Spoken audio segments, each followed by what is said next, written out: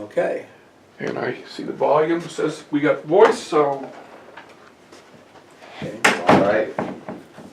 So, can you just state your first name, last name, middle initial? Joseph R. Ryan. And what year were you born? I was born in 1937. 1937. Where did you live when you became? I lived in Marshall, Missouri. Marshall. Mhm. All right.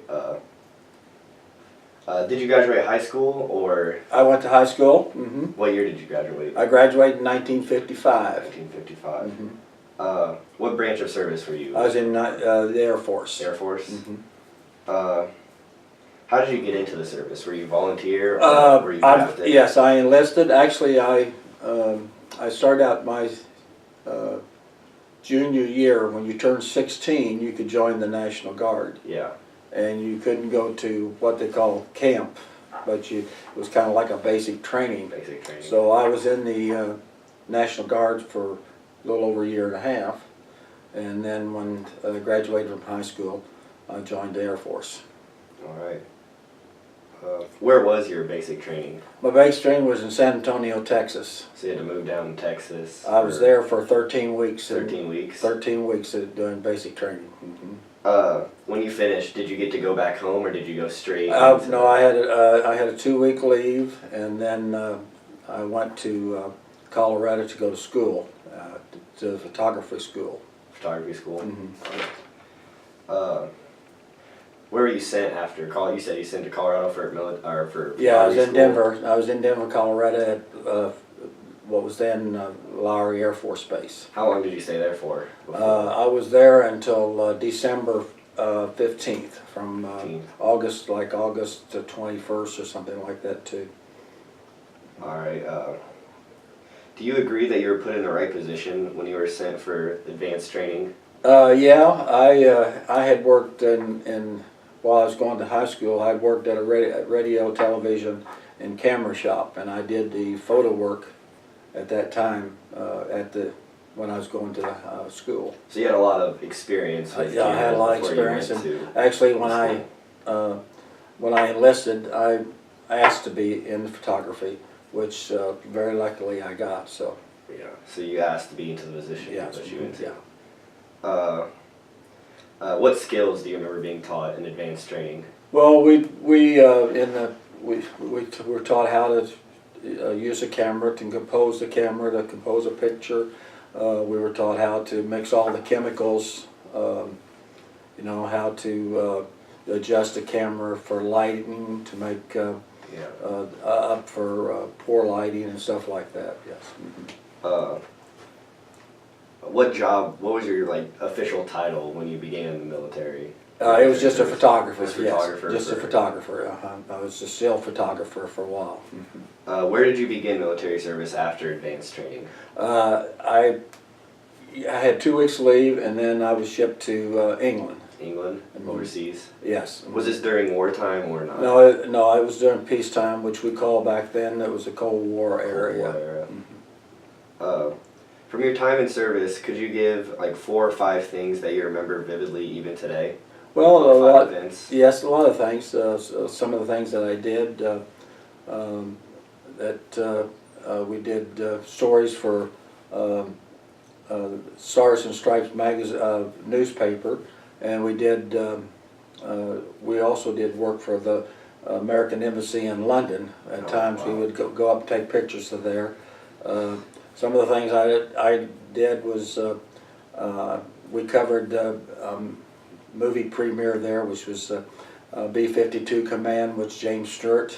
Oh yeah. And I got to shoot pictures of James Stewart.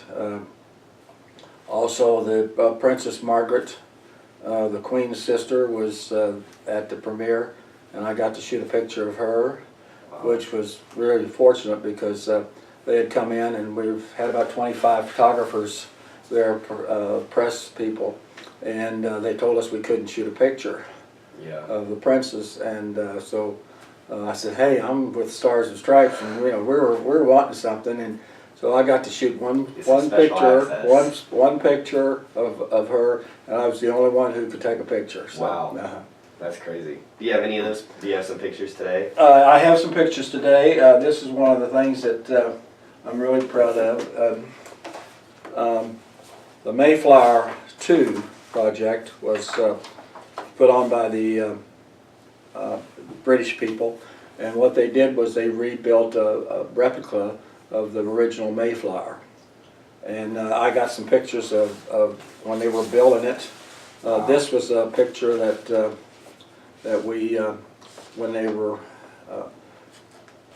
christening the ship, and it doesn't have any of the railings or anything on it, but they wanted to make sure it didn't leak and stuff like that.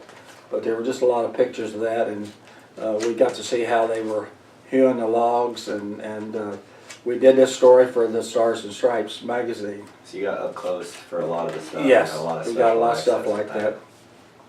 And I was really fortunate because about 6 years ago, I called the Plymouth Foundation and told them that I had these pictures, and they had no pictures of the ship being built. So I donated those to the Mayflower and Plymouth So Foundation. it's in like a museum there, and Yes. a museum there. And so then that was about 6 years ago, and then within about 6 or 7 months they called me, and Mary Kay and I went to Boston, and we got to tour the Mayflower and the Really? Plymouth Foundation, and we received very well for that, for our You got a lot of donation. special access Yeah, because for they knew that our was donation, yes. you taking the pictures. Yeah. Do you remember any like the names of the people that you were with? Or Yeah, we, I still remember. We don't, haven't stayed in touch with them, but a couple years ago, I got online and ran across one of them, Oh. and yeah, we had some good friends. You made good friends. What impression did they like make on you? Well, they were a lot of fun. We had a great time together, and we did a lot of stuff together, and we got to see a lot of England, Windsor Castle and Buckingham Palace, a lot of London and stuff like that. So it was a good experience. How long did you serve in the military for? I say a little over 3.5 years. Mm-hmm. 3.5 years? Yes. Mm-hmm. What was the reason for you to get out of the military? Well, at that time, during the Korean War, a lot of the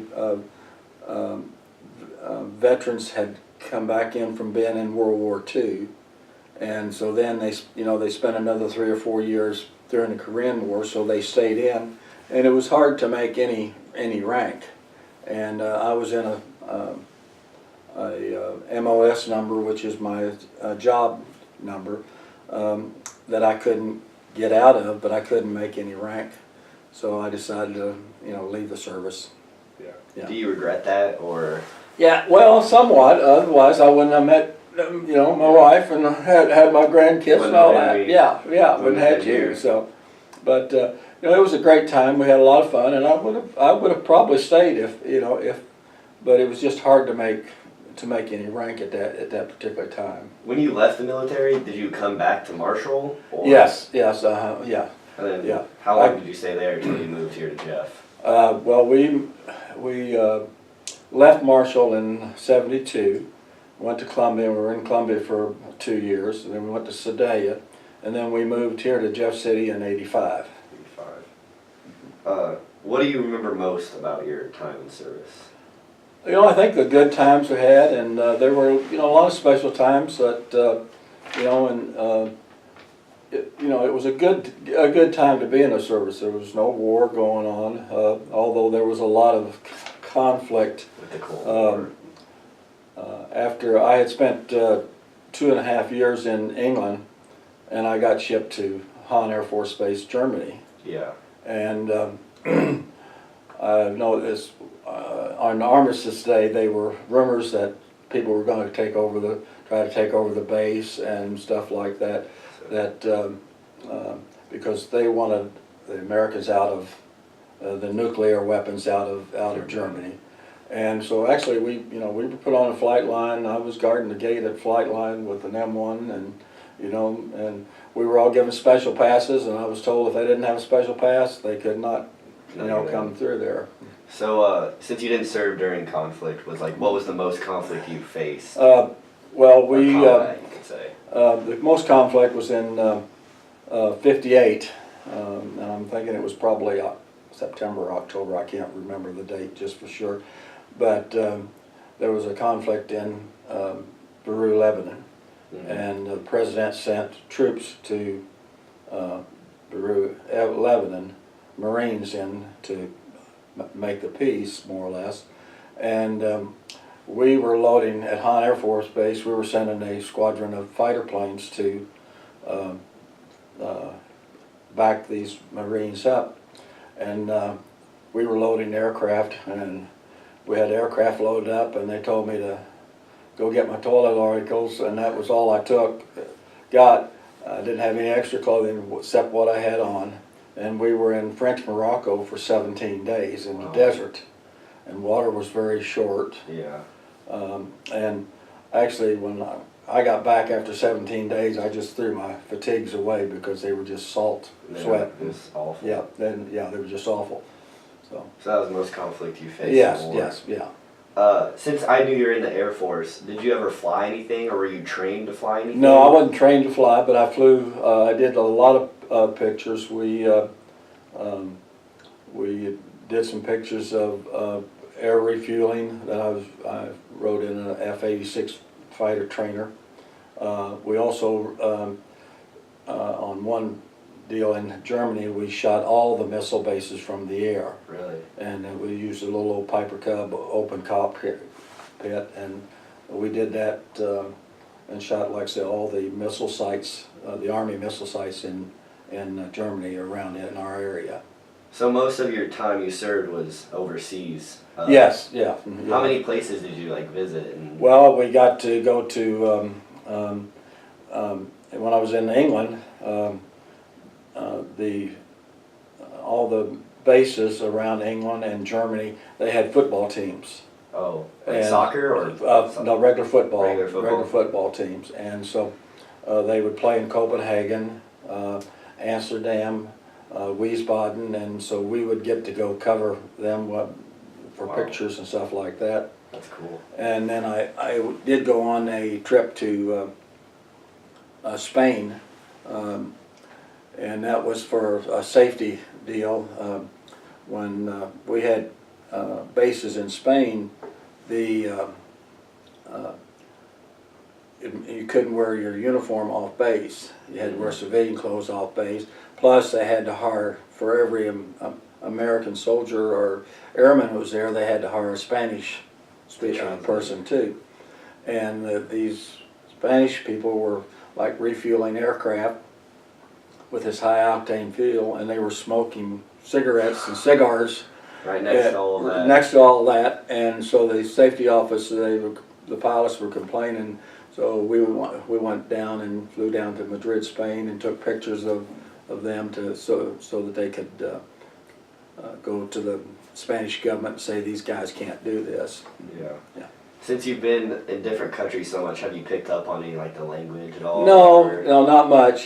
Germany, I used to know a little bit of German, but I was only there about 6 months. So.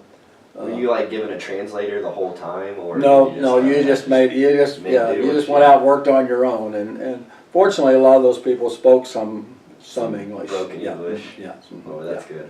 What qualities do you believe you carried from the military to where you are today? Well, I think some of the discipline and respect that we have, and and I've always been a patriot. The flag always, has been special to me. So, a lot of that just came out of the military. What was your first job coming back from the military? I went to work as a carpenter, and I spent 7 years working as a carpenter. 7 years. Mm-hmm. So that was back in Marshall, Missouri? Back in Marshall, Missouri. Mm-hmm. Do you have any more pictures that you'd like to show us? Well, yeah, I have some of these that stories I have, but the places that I saw, and some of them are. This is a church that had been bombed out that the military donated money to help rebuild the church there. These were just part of the Tower of London. This picture here was a picture of, and supposedly these two ladies told us, this was in Bushy Park, England, which was the first base I was at in England. we were only there just a couple of months. But they said that when Eisenhower made the D-Day deal to go on D-Day, that he came out and sat on that bench to make his decision. So, Wow, that's crazy. so, and then of course these are some pictures that I took, and they just were for Air Force use. They just wanted pictures of that, so we would go up in like I say, a training airplane and fly around. And Did you ever get like sick or anything, like one of your first times? well, I didn't get sick, but I found I have one. I think I still have that. No, I don't. I have one that we took that was had a refueling, and planes were refueling, and then there was a lot of other planes flying around. Yeah. And the pilot asked me how I was doing, and I said okay, but I said I need to be a little bit closer. And when I told him I needed to be a little closer, he went whoop like that. We were right up next to this plane, and we had those big press cameras, what they call press cameras, and they were big, great big cameras. Well, I dropped it, Oh. and you could move this away, but moving my hands up and down, and it took me forever to get back down and grab a hold of that camera and get Because it of back that, up all because the the force. pressure the pressure that I was in there in this jet plane. So most of your pictures you took were of just planes and Planes, Air Force yeah, well, planes, and then like I say, we did a lot of things, you know, for the Air Force that we did, and then I have a little magazine here from, this was a special time for, and this is a deal that, and actually I got part of this. We went for an interview, and we had an English photographer that worked in a photo lab with us, and he did a story. This is Archie Moore. He was a boxer back in the 50s, and at this time he held not only the lightweight, the middleweight, and the heavyweight championship of the world. Wow. So he was. And One of the best. well, I had a lot more, and I couldn't find that book that I had of us standing in the ring, me and another airman standing in the ring with him, talking to him. And that was a story done for the Stars and Stripes. It was actually in the Stars and Stripes newspaper that we had. And then we did a lot of work on the English people have a searchlight tattoo, and they bring all the different bands and from all over the world to do this searchlight tattoo. And we covered that because the Air Force band was there. And all the, you know, the German bands, they play their own kind of music and everything. It was different. Yeah, and this is one, it was really more memorable night because the Air Force band was the last band to come out, and they marched out to a set of drums. And when the last set of drums got onto the field, they broke into St. Louis Blues, which the crowd just went wild. And Crazy. so, Was there any of like your high school friends or anybody that you knew from Marshall? Did they go with you into the no, military? actually, when I joined went up and joined, there were 26 of us went at one time to join, and 25 of them joined the Navy, and I joined the Air Force, and the Navy recruiter come over and tried to make, you know, wanted me, and I said no, you know, I was going to go to the Air Force, and when I went overseas, after my leave, I went to New York, and I was in New York for a week, and they shipped us over by ship. Wow. And I spent 9 days in the roughest weather that you can think of. It was 7 below zero, and they would. Cold and rain. At And 9 o'clock, we went out on the deck of the ship, and you stayed out there till they called you in for dinner. wow. And then when you finished dinner, you went back out till they called you back in to go to bed at night. So it was cold and damp, and I was really glad I didn't join the Navy. Yeah, Yeah. just because all that Yeah. the water didn't. For that. Weren't a big fan. Yeah. Has any of your like previous family ever been in the military? Both of my brothers were. I had one brother that was in the Navy, and Then I had a brother that was in the Army. He was in Korea. He was actually in World War II, right at the end of World War II. And then he got called back in Korea, and when the Korean War started. And I had an uncle who was in the Battle of the Bulge Wow. in World War II, and he received 2 Bronze Stars for Wow. what he did in that. So, and I've had uncles and stuff like that that were in the service too. So did them being in the service influence your choice to join the No, military? no, I not really. I just I don't know. I was not very good at school. I didn't like school, and I didn't want to go to college at the time, and so I just decided to join the Air Force. And So besides the military, did you have like besides college? If the military didn't work out, what was like your plan B that you could have gone to? well, I just like I said, I came back and I got into the carpenter business, and I figured I'd be in that for a while. But then when I left, I got into the paint business, and so I spent 35 years selling paint. So till I retired. Wow.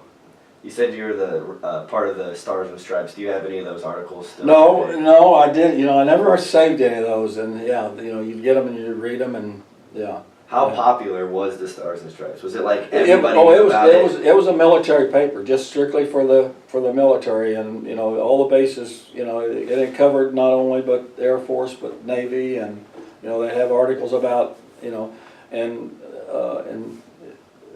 in some areas it was different than other areas because maybe in the Navy area they would do more Navy stores and stuff like that. They would have 2 or 3 different type printings of it, but no, it was a weekly newspaper that we got into the service.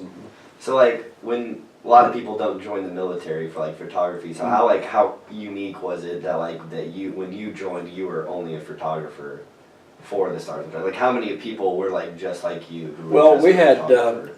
there was 25 in our class, and they got when we finished up they got shipped. I had one really good friend, and he got shipped to Germany originally, but he was only over in Germany like 2 years. And when I came out of the service, then I joined the Air Force Reserve, and I was in the Air Force Reserve for 3 years. And I would go to Whiteman Air Force Base at Knob Noster for 2 weeks every year. And I actually ran across him, and we got to meet again. And Wow, that's yeah, cool. but we palled around from him I was in basic training with him, and we both got sent to a photo school, and then of course, like I say, we got separated after the photo school, and he went to Germany and I went to England. So talking to you, I realized that you moved around a lot. So was the change like, was it just normal, or was it like, did it cause troubles having to change? No, lot? you packed your duffel bag, and we were in, like I said, when I moved to Germany, we were in a Bushy Park, and there were little old Quonset huts, from World War II, and there would be 6 of us to a Quonset hut, and so then we were there about 2 weeks, and we moved to Denham Air Force Base, which was an old film studio that they used to make films at, and our photo lab was a lot better. It was really a nice place because it had been used for a photo lab for the movies. It's nothing. You just pick up your clothes, pack up your duffel bag, and you go. Just go, Yeah. however they tell you. Yeah. What was your highest rank that you got to? I made airman first, which was like Army would be a buck sergeant or yeah. So did you have were you high enough to command anyone? No. or- I was never got to- I was got to that usually height? I was usually under a staff sergeant or tech sergeant or master sergeant. Was your sergeants the typical scream at you, yell at you? No, we were we had good people. Were you close with them and friends with them? Yeah, Became- in fact, when I actually made my second stripe, I was only in the service about 8 months, and my master sergeant, who was in charge of photo lab, said, "I'm putting you up for your for Airman Second. I was number 3rd. And I said, I don't have enough time to grade. And he said, no, he said, we're gonna use your National Guard time. Oh. And Back so in high school. he actually sat on the board, the promotion board. So he said, I'll guarantee you, you're gonna make the strike. Don't worry about it. And so, and I did, you know, and that was, yeah, we became good friends. And So do you still, like, you said you found that one person on Yeah. the internet. Do you still Yeah. like keep in touch? Have you like talked no, to I, no, anybody ever? yeah, no, I haven't. You know, I tried to find the one gentleman that I went to school with and everything. He had gone to New Orleans and opened up a shop, but I could never locate him. We were there a couple times, and I tried to locate him, but whether he'd moved on, yeah. What was your parents' reaction to saying when you told them that you wanted to join? Oh, they just took it in stride. You know, it was I was 18 years old. I could pretty much do what I wanted to. So Were they like scared or anything like no, my mother, the only thing she did, she said you got to write once a week. So so I had to write once a week. So that? Was that ever difficult, like during the time, to like try to ship your letters and stuff back to? yes, yeah.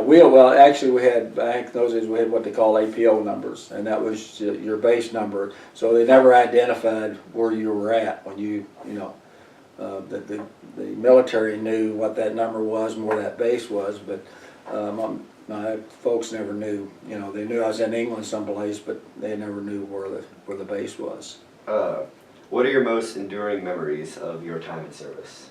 I think like I say that the friends that we made at that time. I mean, they were really good friends, and although we've all gone our own way, and I think the learning the discipline, and the respect for other people, those are things that if you come by and you use them after you get out of the service, it makes it a lot easier to make friends and everything else. What was your like favorite place to be at, like during your service? Well, your favorite place that you visited during your deployment? I would have stayed in London, Really? or England. I really enjoyed England. It was we had a lot of of course the people knew the language. There was a little bit of difference, but I would have probably stayed in if I had not got shipped to Germany. Really? Yeah. I was, Hahn Air Force Base was set way up on top of the mountain, and there was no buses ran, in or out, and you were pretty well stuck there unless you knew somebody who had a car. So. Did you ever feel like threatened at the base you were at? The only time that we were a little nervous is when in our Armistice Day, and we were expecting a crowd of people, which had never happened. They never came, but back in those days, even in England, they were marching on the London American Embassy and. Climbing on the fences, and people they wanted the Americans out with basically because of the nuclear weapons. So since you served during the Cold War, did you ever like have that thought in your head that like you might have to go fly something or be part of a mission? Do something well, you never knew. In fact, we were doing a story on. We had kids there, a school on the base there in Germany, and we were in the flight line in the hangar, and we always had 2 aircraft sitting out on the runway that pilots were sitting in, and then you had 2 aircraft that was in the hangar that was running, because we were only a minute away from the Russian borders. Wow. I mean, we were that close to, by flight, by airline. We were just really close. And we had all these kids, they were showing these kids the base. what was going on here and everything like that. And the 2 pilots are sitting here. And all of a sudden, the squawk box comes on, and we've got a Russian aircraft that's into our space. Wow. And I mean, it got very, very hairy because, and you could hear everything going on, and the pilot was talking, and the control tower said, "I don't think he can understand you." And he said, "He's going to understand me when I come across him this time." And they made this aircraft land, and luckily it was a commercial aircraft, but it was the same aircraft that they use for bombers. It just was configured different. Yeah. And I mean, you know, they ran these kids out of there really quick, you know, to get them to shelter because you never knew what was going to happen. You're always have that like real like scared threat of something any minute something Well, could happen yeah, to you. you see all these movies, you know, the older movies about worrying about nuclear weapons, and it was always there. You know, you never knew. Yeah, especially at that time because we were in that Cold War with the Russians, and it was a stressful time at times because you never knew what was going to happen. I was going to Berlin to visit Berlin, and I was on a train for 12 and a half hours. That would have been a 2.5 hour train ride because the Russians shut it down at the border where we couldn't get into their part of Berlin. Since you were a military man, and I know you were out of the military at the time, during 9/11, what thought did you have, like during all that happening on American soil? Well, you just can't believe it, that it actually happened here. You know, you don't expect those things because everything we've always done has been Somewhere else. and in Europe or Vietnam or Korea or places like, and you don't expect it to happen like it happened. I mean, it was really sickening to sit there and watch that. Yeah. So did you have any off days when you were in the military, like just days off? Oh yeah, yeah. We would get days off, and plus we would go to the motor pool and get, if we weren't really busy or nothing going on in the photo lab, we would get a truck and we would drive off and we'd do what we call on-job training. You know, we'd take pictures of different parts of England and just spend some time out in the countryside. So was that your favorite thing to do during your day off, or did you have like a specific We on our day off we spent a lot of time in London and just sightseeing? And yeah. Did you ever meet anybody like famous or anybody since you were in London? Any of the Queen or the royalty there? No, we were, and I was not real close to her, but every year the military would rent this called Battlesea Park. It was an amusement park, and the food and drinks and everything were all free, and it was just meant for military. Wow, that's cool. And one year the Queen Mother and a princess, like a cousin, came to just spend a few minutes there. They didn't stay very long, and I mean you could see them walking around, but you couldn't get real close to them or anything like that. Did you ever meet the president or have any contacts with the president at that time? No, the only time that when I was stationed in Denver, Colorado, President Eisenhower came out and he was just really on a little vacation. He was playing golf out at Cherry, I think it was Cherry Creek Hills or something golf course, and we would get up at 4 o'clock in the morning and have breakfast, and then we would march to school, and then we'd go to school until 12, and then we'd march back, and when we marched back, we'd always march back in review of somebody, and President Eisenhower was supposed to review us this one day. And we were standing out waiting for him to get there, and all of a sudden they called it off, and he'd had a heart attack. So, oh, wow. But I never got to see any presidents or any, yeah. Have you ever gone back and seen or visited any of your old bases that you've been to, in Colorado or? I have at Colorado, but there's no base anymore. It's all they've sold it. They closed the base years ago, and then they destroyed everything except one hangar. And actually, your cousin Keenan, when he was in Colorado, lived on what was Lowry Air Force Base in a condo. They built all condos on that base. Wow. Mm-hmm.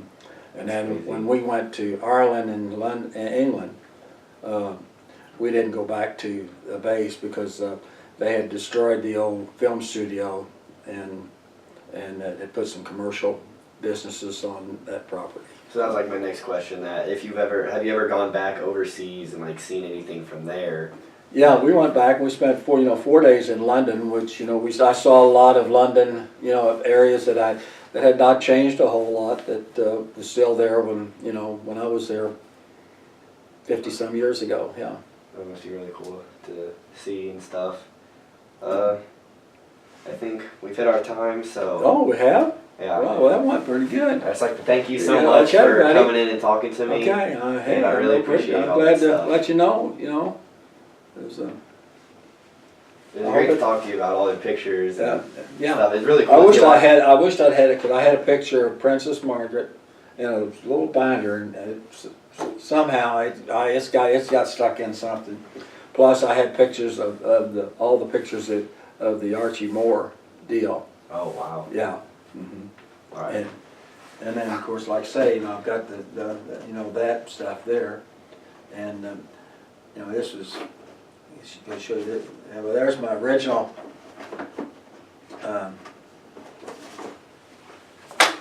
That's what you get when you. This is the newspaper you got when you. No, that's the book you get Pardon? from San Antonio, Texas. That was my.